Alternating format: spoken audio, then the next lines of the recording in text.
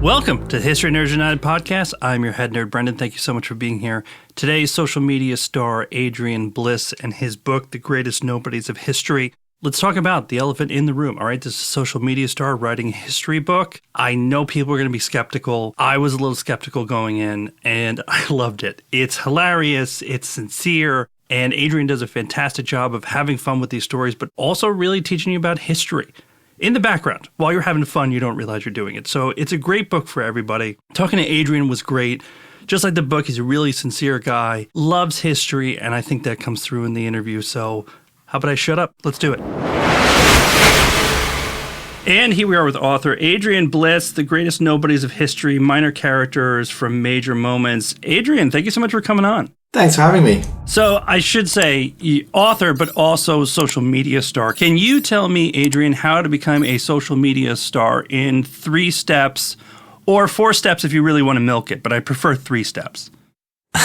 I'll try my best. I guess, first of all, this is going to be the sincere bit. Make something that's either funny, fun, or interesting to you. Which could be anything. It could be like a comedy sketch or something about your life or just something that you find interesting. That's the important bit. And there's no point making something that you think other people want, because it might work sometimes, but rarely does it work, and you don't really have longevity that way. Step 2, I'd say it's as simple as just putting it out into the world, just uploading it onto the platforms of your choice. And step 3, you make a sacrificial offering to the great algorithm in the hope that she'll look favourably upon your meagre contribution to world entertainment amidst the millions upon millions of other things that are uploaded every single second. So yeah, it's quite simple, really. I think it's an algorithm demon. You have, millions of followers all over the place. You decide to write a book. How did that come about? It was always something that I'd fancied doing for a long time, but not fully realising the amount of work you have to put in to do a book. But it was always there in the back burner, something I wanted to do. And I've always been really interested in history and read a lot of history books and just consume it a lot in my spare time. So when the opportunity came up, I just wanted to write about history. And the idea of focusing on the side characters of history sort of came about whilst making my videos. I made one video, and often my videos about the kind of awkward loser characters in situations, specifically the historical ones. And I made one video about the soldier at the back of an army in medieval times who doesn't have to fight, but, pretends that he's really into it, but is really a coward stuck at the back. And that made me think that the background characters from history are both really interesting and just naturally quite funny. It's quite funny to think of those people who we don't hear about, who were on the sidelines of the greatest moments, just sort of poking their head in at the side. And yeah, I realised that, there's probably lots of real characters that I can find to do a bit of research and find these real nobodies from the past. Now, I have to admit, Adrian, being a horrible history gatekeeper, I'm going to put it out there and admit to it. That's all good. YouTube star, writing history book. It's kind of like, oh, okay, he was bored this weekend and decided to throw together a book, and his name is so huge. But especially once I started, I said, oh, there's more to it here. And then I took the time to just go back to some of your videos, and I'm kind of like, he has to love history, because so many of your videos require you as the creator to kind of understand like what you're talking about, to think about that person at the back of the formation. And it really kind of comes up pretty fast. It's like, oh, if you're paying attention, these silly, fun videos that everybody loves, there's so much that goes into it, including your understanding of history, right? Yeah, my favourite videos I make are the historical ones, just because it scratches that itch of doing a little bit of research in history and getting to play out a time period, wear the costume is really fun. I love history and very, very fascinated by it, and love trying to bring it to life in a slightly different way. And Horrible Histories does that amazingly. I'm a huge fan, absolutely. Now, if I said you had to do one or the other today, make a video or write a book, is one harder than the other? Are they both different kinds of difficult, or is one easier for you than the other? Writing a book is definitely harder. Definitely takes a lot longer. I found it was a completely different area of my brain, because making videos is all about, they're all under 60 seconds. So over time, my brain has adapted to thinking of things that are over within 60 seconds. And I can come up with a video, film it and edit it if I, really concentrating in a day or two. But a book obviously takes, a year, sometimes more. When I was in the flow of writing, there's a similar thing there with, you're just enjoying inhabiting that world. And that's really fun. But the task of writing a book, it was a little bit much sometimes for my social media atrophied brain to process. But I did it.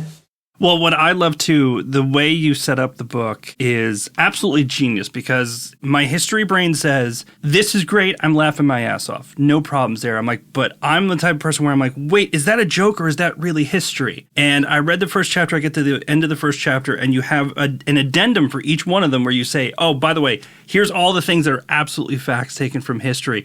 Was that something somebody suggested to you? Was that your idea? Because oh my God, it saved my brain so much time going through Wikipedia, double checking stuff. Yeah. No, that was something that was really important to me, because I knew I wanted to tell the stories in a slightly different way and take some artistic license with bringing them to life. But I'm sort of the same when I read something that's a slight mix of fiction and non-fiction, especially things I read about the ancient world, where they bring a story to life and you know that some stuff have to be made up because they're, recounting conversations between people. And I really love that, to bring it to life, and it makes me feel like I'm there and I remember the story. But like you, I do want to know afterwards what bits are actually true. So yeah, it's really important for me to, at the end, have a section that lays out the facts. So you have the fun and entertainment and still educational, the main chapters, but then at the end, it sort of says, this is what we know about the true story of what happened. And for that bit, I had help of a real life historian to research and make sure those bits are all accurate. That is something that I've learned just being on social media. Sometimes I put out history facts. That research part can be an absolute bear, because you're looking into something and it's like, oh, 3 sources say that X happened, but there's this one that says Y happened. And as soon as you go on social media, it's like, no, it was Y the whole time. I just can't even think about the amount of work that has to go in just double checking all of this stuff while you're in your brain just saying, can I just have some fun with some history? But now you got to go dig into this. Yeah, there was a lot of that, and a lot of reading something and being like, okay, so that's what happened, and working that into the chapter, and then finding a different source that says the total opposite. Particularly with the ancient world stuff, it was impossible to know. And actually, I met with Greg Jenner, who actually wrote on horrible histories and writes lots of great history books, and asked him for advice about this, and was saying, is it okay to embellish the stories, and how do I know what bit's actually true? And he said something that really settled my mind. He said that we don't even know what's happening in the world right now. No one can be sure what's true right now. So something that happened 100 or 1,000 or 3,000 years ago, it's impossible to know exactly what happened. We sort of just have to guess, use the best knowledge that we have, and sort of take that as the story. That made me feel much more relaxed about it. But I was very adamant on staying true to the facts where there were facts. Now, I should say, I think the Vestal Virgins, that I laughed my ass off the entire chapter. Stop. But you tell me if you meant this or if this is just kind of what I picked up. To me, the Master's Ferret chapter, it almost seems like you start to turn a little bit and say, yes, I do comedy, but I'm going to give you a little bit more than just what you're expecting from me, Adrian Bliss. It felt like the Master's Ferret was where you start to say, hey, I can do seriousness, I can do sincerity, earnestness. And listen, we're still talking about the point of view of a ferret. I understand that. But it felt like that chapter kind of sets you up for like the deeper, less comedic chapters like The Last Dodo. Was that kind of an intentional choice? Is that just how the chapters came out? Or was that something you were thinking about doing, was kind of give the reader kind of an idea that you could do other things than comedy? It was definitely intentional, mainly because I love sad, funny things and funny things with heart. And there's not a huge amount of space to do that when you've only got 60 seconds. So for my comedy sketches, I still sometimes have little bits of that bleeding through in places, but you don't really get to fully explore it. So when I was doing these stories, I did make an intentional movement to lean into the dramatic sides a bit more. And I find when you're doing it like you say, it's in the bracket of it's a ferret telling the story. The idea is already a bit farcical, but weave some heart into it, I think makes it more fully rounded and more satisfying for me to write, for sure. Do you think it would be fun to be a ferret? It seemed like a fun place to be, especially when he was biting people, or at least thinking about biting people. Yeah, I mean, being Leonardo da Vinci's ferret would be pretty fun. I guess being a normal ferret, if you're a working ferret, that might be quite fun, because they used to, and I guess they still do, they used to chase rabbits out of burrows. So I think that'd be quite fun. Definitely, I would quite like to be Leonardo da Vinci's ferret, just to sit and watch what's going on. A lot of the joy of writing that chapter was imagining myself as Leonardo da Vinci's ferret. So I spent a few months as a ferret, I'd say, and it was a good time. Yeah, I mean, listen, you seem very well adjusted. It seemed to go great for you. I think it turned out really well. Just for people who don't know, I'd like to set this up instead of just asking this question directly. Can you first tell me what is a groom of the stool, and also how much you would need to be paid yearly to actually take on that job? Okay, so the groom of the stool was a position in the Tudor court. The role was to help the king go to the toilet. So clean him up afterwards, make sure all his physiological needs are attended to. And among other things, you'd also get to help with his finances and mediate between him and the court. But the main bit of the role, and the famous bit that we know about now, is that, yeah, you have to be with him in the toilet. And for Henry VIII, who the groom of the stool that I've focused on in the book, was Henry VIII's deputy groom of the stool, actually. He wasn't even the main one. And Henry VIII, at this time in his life, didn't have great digestion or basic health.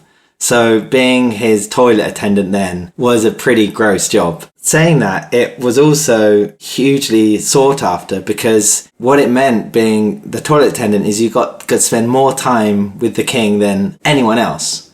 Probably more than any of his wives. And you got to sit by him for hours on end and influence his decisions. So if he was mulling over something he had to do, you actually had a position of great influence if you were sat next to him alone. So people really wanted the job. I don't think I'd want it. It sounds pretty gross, especially to be Henry VIII. But you could do a lot if you were groom of the stool. I think I want at least $1 million in today's money. Maybe they all got gifts of palaces and castles, so that would be pretty good, and that might make up for the smell and the general grossness of the job. The double whammy of the actual job and with Henry VIII, I'm thinking $2 million, and I'd have to have a really good benefits package and a lot of paid time off. You're risking getting your head cut off too. He was a pretty grumpy man then, and was prone to making irrational decisions. So yeah, I think $2 million is, I mean, I've agreed to do it for $1 million, so that was a mistake. Well, especially with Henry VIII, I feel like we don't give him enough credit for being as big a jerk as he was. I want to use a stronger language, but this is all for the kids talking about the grooms of the stool. But he's one of my favorite historical people to go back and be like, he really sucked. We get too focused on the wives, and we kind of forget that in a lot of ways he just sucked. And then he gets really old and beat up, and then you're a groom of the stool, and you're just sitting there staring at this angry, ugly old man waiting for him to go potty. I'm glad that you could get your mind around it and write a chapter about it, but goodness gracious. It's a little bit of like a horror chapter. You have a little bit of horror in your book. I think you've really nailed every genre from here to the end. Thank you. No, it was, a lot of it is quite horrific, and you're right. We don't give him enough credit for being a horrible, horrible man. And he definitely had a lot of issues to work through, but it doesn't excuse him being such a bad guy. Now, I don't want to give away too much, but I think the most sincere and the most dramatic chapter, The Last Dodo, I love reading about shipwrecks, but I definitely would not ever want to be shipwrecked. The idea for that chapter, and again, I don't want to get too far into it and give anything away, but how did that one come up, and how did you decide what was kind of going to be the tone of that chapter? Yeah, so that one, the one I probably took the biggest artistic license for, but it all stems from a record in the Dutch East India Company's files that I found that said that when the Dutch abandoned Mauritius, after trying to make it a sort of a colony and a stopping off point, they abandoned it because the island was just almost uninhabitable for the Dutch. There was storms and cyclones and mosquitoes everywhere, and it was like the island was trying to get rid of them the whole time. So they all packed up, decided, this isn't worth it, let's go. And in the records, they left behind one of the ship's boys from one of the ships and 2 slaves on the island. And they were just left there. And the next recorded people being on the island was a shipwreck, which I think it's about 3 or 4 years later, a ship wrecked near Mauritius. And the sailors on that ship were the ones responsible for wiping out the last of the dodos. So I read all this stuff, and the dodo's a very famous figure and sort of the poster child for humans being pretty rubbish and ruining things. I wanted to use that chapter to tell the story of, this beautiful place that the Dutch and the British and the French after that just eviscerated, this beautiful island, the creatures that lived on it, and then just went on their way. And this is, as you said, there's not a lot of records here that you could basically create your own adventure around this kind of backdrop. Was that really freeing for you, where the other ones you had to get all of these details right, where this one allowed you to just kind of spread your wings a bit? Yeah, it was the last one that I wrote. I really, really enjoyed the process of just taking this outlines of a story, and then, because it was impossible to know what actually happened on the island during that time, to sort of create my own, but staying true to the cultural and the environmental story of the island and what was happening there. That one was a really enjoyable one to write, and fun again to lean into the more dramatic stuff. Because one thing I definitely found with this book is that I wanted to make it funny, but a lot of history is people being quite awful. Yes, I can confirm. Really, we're not great to each other all the time. Hopefully this book will change that. Well, maybe you will finally get people to start thinking about, hey, how do the ferrets see us? How do the dodos see us? And maybe we'll start being a little nicer. Maybe. I mean, that would be a great outcome. Now, you also have a chapter in Buffalo Bill's horse. Now, yes. Was that, I need to get the American audience, I got to throw them a bone? Or was this something you were always interested in or just came across?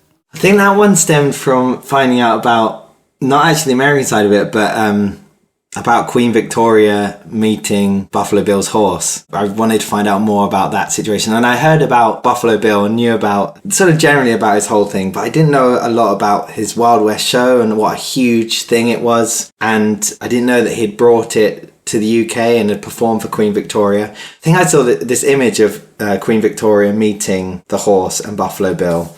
And I thought that's an amazing clash of cultures and something I really wanted to explore through the horse. The chapter is narrated by a lesser horse in the Buffalo Bill show, but is mostly about Old Charlie, who was maybe one of the most famous horses that ever lived. And at the time, he was a huge star alongside Buffalo Bill. And Old Charlie came to the UK with Bill, performed for Queen Victoria, was on posters and billboards everywhere.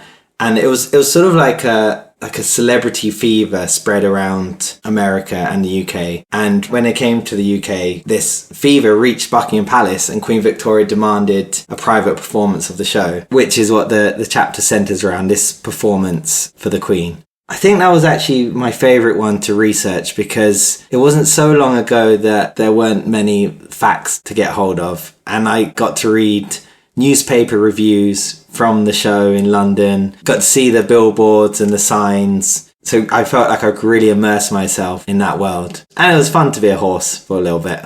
I do have to say, I really appreciate that chapter because I often hear British people say Americans don't have any culture. And I think your chapter puts that to bed. British people can't say it anymore because your queen loved one of our horses. It's done. She did, and it was a significant moment because that was the moment that Queen Victoria, the first monarch, officially acknowledged the sovereignty of the USA as a separate entity to the UK. So all the bad blood had sort of gone away, and here was a monarch being like, yeah, you guys are pretty good. And she really loved the show, and she loved Buffalo Bill. That was the stamp of approval from the old rulers. What's amazing about that show, I think a lot of Americans, they know Buffalo Bill. They may not be able to tell you much more about him, but that show was just one of the biggest shows ever. It made money wherever it went. You had Buffalo Bill and, as you talk about this, American Indians who were fighting Americans all over the place, but then they're in a show together and they're going all over the place. It received, like you said, rave reviews everywhere. It was, for lack of a better term, viral in that time. It must have been fun just doing that research and having so much to work with, like you said. Yeah, it was definitely the most research intensive, but research fun chapter just to explore that. And it was, like you said, I had to get my head around stuff like, the Native Americans are in the show. It's the same people that Buffalo Bill fought in battles, who then he employed, brought them on tour with him. A very bizarre chapter in history, but a super interesting one. Now, if I could send you back in time... Yes, please. ...to actually witness any one of your chapters, which one would it be? Because I know I saw you do an interview for the book already, and you said you would probably not want to go back to England too far because it just gets too muddy. Yeah. Which I totally agree with you there. But I'm going to send you back in comfort, but you can just watch any one of these chapters play out. Which one would it be? I've always thought I'd love to go to ancient Athens, and I think to observe all the philosophers going about and saying interesting things would be cool. If I could get involved and could then say some inspirational quotes, I could use all the ones that I know about now, and I think I would end up being a big philosopher back then. I was a big star in Niagara. But I think just to go to Leonardo da Vinci's studio and watch him at work would be incredible. It would be a bit frustrating as well because, like I talk about in the chapter, he was a master procrastinator. It would make me feel better about my procrastination for sure to see, one of the greatest geniuses ever avoiding doing his work. The procrastination part just shows how insightful you were with that chapter because my father was a DEA agent, Drug Enforcement Administration agent, but his side thing was painting. And I always remember with painters, they never sit down and do it. They have to do a little bit and then say, I'll come back to this later. And they might do 3 other paintings or something. And especially when you talked about Leo being such a huge procrastinator and saying, I have to pause this for now. It has to go through my brain before it can come back. I just felt like that's that research coming through where you see even the best had to just be, I'll get to it later. Maybe the painting will never be done. Maybe they'll still call it art in, 2,000 years and pay millions of dollars for it. But even the best need their time, right? Yeah, I think he sort of preferred the science side of his work than even the art side. So when he had a painting to do, he could easily get lost in it, but then fairly quickly get fascinated by something else. And his codex is just full of sketches and scientific inquiries that he had. And he sort of had so many unfinished things by the end of his life. Definitely more finished things than lots of us have, and had a huge contribution to the world. But I'm pretty sure that he would have looked back on his life and be like, so much stuff I didn't finish, because he was always jumping around from project to project. It took him 16 years to finish the Mona Lisa. I think it was pretty much done after the first couple of years, but he was, every now and then changing something on her face, and actually carried her around with him through Europe at the end of his life. So yeah, he was one for fascinated by everything, but couldn't stay focused on anything either. Which sort of brings us back to the what it's like now being on social media and having the atrophied brain and trying to write a book when everything is trying to command our attention. Do you think you'll write another book? Is this a one-off, or are we going to get The Greatest Nobodies Part 2? I'd love to try another book. It was equal parts really difficult, but really fun and satisfying. I love doing it, and I'd love to write another one. I'm going to take a little break from writing. Yeah, not going to jump straight into writing another book. Need a little bit of time off, but then I'd love to do another one. Already thinking of ideas for new things. Now, you don't have to go back in history. I'm going to give you an hour to interview any person from your book. You don't have to go back in time and do anything gross. Who is it going to be? I'm going to take Leonardo off the table. We can tell you're a huge fan. That's too easy. You got to give it to somebody else. I think it would be great to interview Buffalo Bill's horse. I think he'd have a lot to say, and it would be super, super interesting to sit down with a horse over some oats and just have a chat about this incredible show that he was a part of, about Buffalo Bill, Queen Victoria. I find that period of history so fascinating because it was like right on the cusp of life as we know it now almost. It was the Industrial Revolution. Everything was changing so fast. And I think it would be, so great to hear more about that straight from the horse's mouth. And I mean, listen, especially if it goes really well, you move on from oats to Salt Lick. But, I don't want to get scandalous on the podcast. Oh, that's the hard We're stuff. going to keep it G-rated. So last question for you, Adrian. There are people out there like, your videos are amazing, and I think you're the perfect person to answer this. There are people who think history is boring. It's a class I had to take in high school, and I'm past that now. Or you're in the middle of it and you don't want to do anymore. If I sat somebody in front of you and they said, Adrian, history is boring. Why should I read The Greatest Nobodies of History? What would you say?